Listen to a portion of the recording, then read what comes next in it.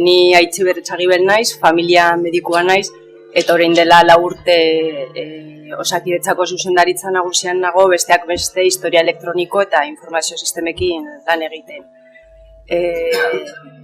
Ematen ez badu ere, orain dela 22 urte egon nintzen hemen OEek Gasteizen antolatutako jardunaldietan, ikasle gisa, eta orduan ilusio berezia egiten dit hemen berriro egoteak. Eguneko lehenengo mahai inguruarekin hasiko gara, ezagutza sortzen, maila zuen interesakoa izatea espero dut, eta aurkezpenen ondoren ekarpenak egitea. Historia kliniko elektronikoa orain dela 20 urte gutxi gora bera sortu zen, iraultza bat suposatu zuen, osasun sisteman, erregistroak egiten hasi ginen, informazioa partekatzen, eta batean datu base erraldoi bat sortu genuen. Eta orain ez dakigu informazio guzti horrekin zer egin, nola aztertu, eta hurren urteetako erronka informazioa iruditu zaitena, eta oso deigarria aipatu duzuna, oso diru gutxi erabiltzen dela honetarako, eta nik ere faltan botatzen dut talde bat sortzea, jakintza anitzekoa, zuk esan duzuna, erabat ados nago. Nik uste bidea hori dela, baina ez daki hortik joango den edo ez. Du erabiltzen sortzen ari garen kodeak, nahi dugula gero errepikatzea beste database batzuekin. Horrekin esan nahi dugu, guk orain esan dugun moduan, lantzen ari gara bihotz gutxi egitasuna. Baina ez gaude bereziki interesaturik bihotz gutxi egitasunean, baizik eta nahi duguna da, datorren urtean edo hurrengoan ikasi duguna epokekin, edo diabetesekin, edo osteoporosisekin, edo asmarekin, edo zein behar den adaptazioarekin, jakina, eta nik ere aipatu dut Aragoikoekin eta Nafarrekin eta horiekin lantzen ari gara, eta Valentzian, adibidez, gu bezalako osteoporosis database bat daukate. Aragoi iktus, Nafarran diabetes. Hori ere nahi dugu, elkarrekin lantzen, llegatzen garen, gutxi gora bera erabakarrera hau guztia posiblea izateko. Hemen nagoela, bizkarra daukat ezkerra gehiegi, eta egia esan behar dut gezurra da. Gezurra dela, haue guztiak, eta datozenak ere, ez ere esan gabe, onartu zuten hemen parte hartzea, ia jakin gabe zein zen eskaera.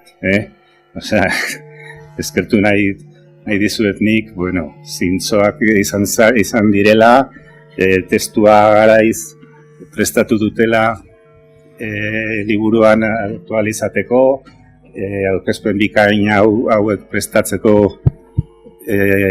garaiz, eta hori. Eta galderak.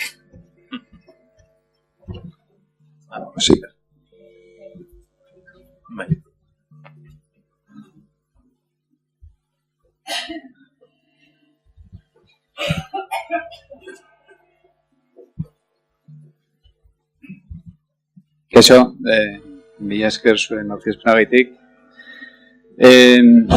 Gai hauetan jorratzen aritu izan naiz ni departamentuan, eta Osakidetzarekin ere izan ditut harremanak, eta badaukat harremanak ere.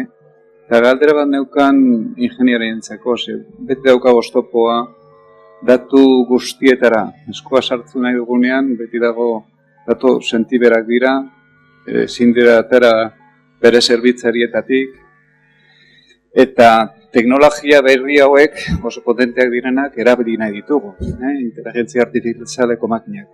Orain berrik irakurria dut nola atera diren ordenagailu batzuk, erosi aldirenak, TensorFlow eta holako prozesadoreekin. Ez direnak beraz, datuak ez dira beraz odeira eraman behar, baizik eta modu lokalean erabili behar dirala. Eta horiek inteligentzia artifizialeko algoritmoak, algoritmo ikasle horiek eta erabili dezaketu hori. horretako aukera benetakoa da, edo irakurri dudan, ez da... Bai, bueno, TensorFlow aipatu duzu, bai, TensorFlow Google garatu du, eta ematen duen aukera da sare neuronalerekin gauzak egiteko, ez benetan hori da beraren helburua. Horrek ez du esan nahi entrenamendu garaian datuak lainoa eraman behar direnik edo lokalean analizatu behar dituzunik. Esan nahi bi mundu ezberdin dira, ez?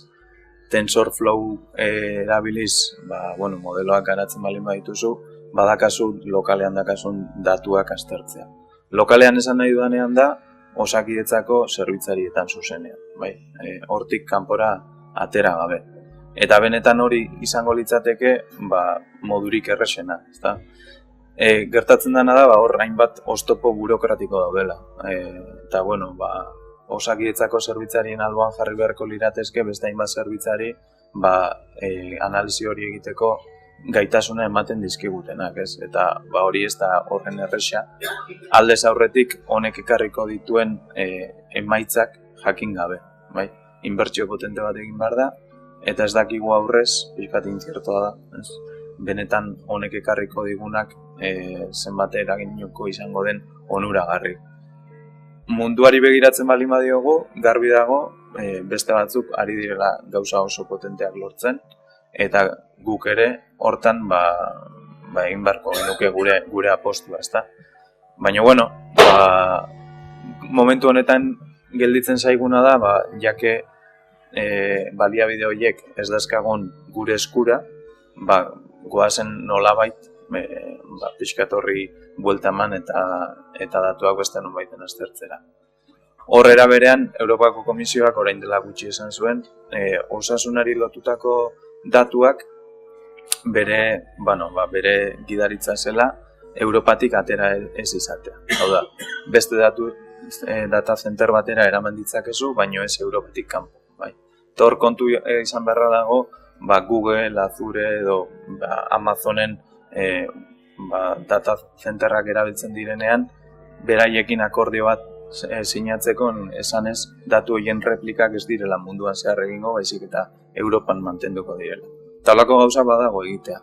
Edo badago beste hornitzaile batzuen gana joatea, adibidez, telefonika izan daiteke bat, eta modu lokalean badaude beste hainbat hornitzaile datuak Europatik atera gabe gordetzen utziko ligukeen.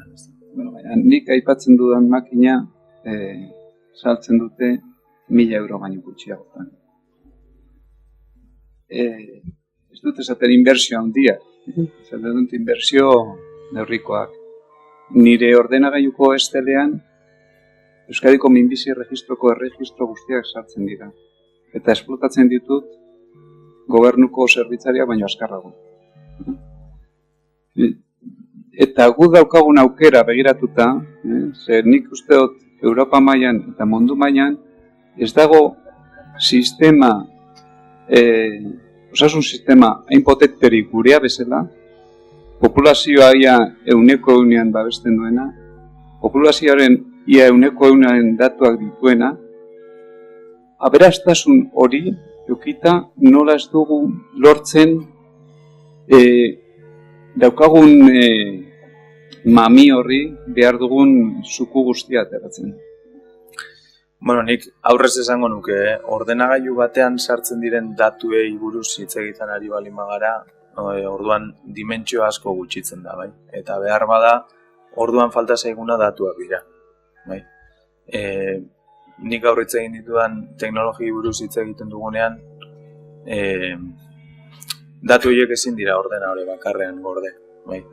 Beste gauza bada gaur egun Osakidetzan ditugun datu kopuruek ematen diguten horrelako teknologiak erabili beharra izateko nola esan beharra ez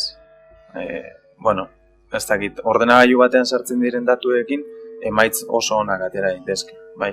Baina behar bada datuak lehen Felipek ere komentatu du, ez? Beste komunitate erkidego batzuekin lanean ari direla datuak aztertzeko eta behar bada emaitz oso onak ateratzeko, emaitz onak ateratzeko behar bada nahikoa da, baina emaitz oso onak ateratzeko datu horiek gehiago gehitu behar dira, beste komunitate batzuetara joan behar gara, eta ez bakarrik hori, beste datu askorekin erlazionatu behar dira, populazio gero eta handiagoa izan, eta hortik emaitza on bat ateratzeko, ez. Ez dakit zein izango den 1000 euroko ordenagailu hori, baina, bueno, egia da Nvidiak, Nvidiak, bai, orain arte tarjeta grafikoak egin dituen enpresak azken aldian sare neuronalekin lan egiteko ordenagailu espezifikoak sortu dituela, eta ez dira horren garestiak, bai, baina horiek azkenean datu pila behar dituzte, bai, eta hori izan daiteke benetan izan dezakegun arazo, bai, ez teknologia, baizik eta datu kantitatea. Eta ja datu kantitatea askori buruz hitz egiten ari bali magara, orduan bai behar dugu lehen aipatu ditudan zerbitzariak, hori gorde eta analizatu ahal izateko. Ez dakizu hori galderari erantzun dio da.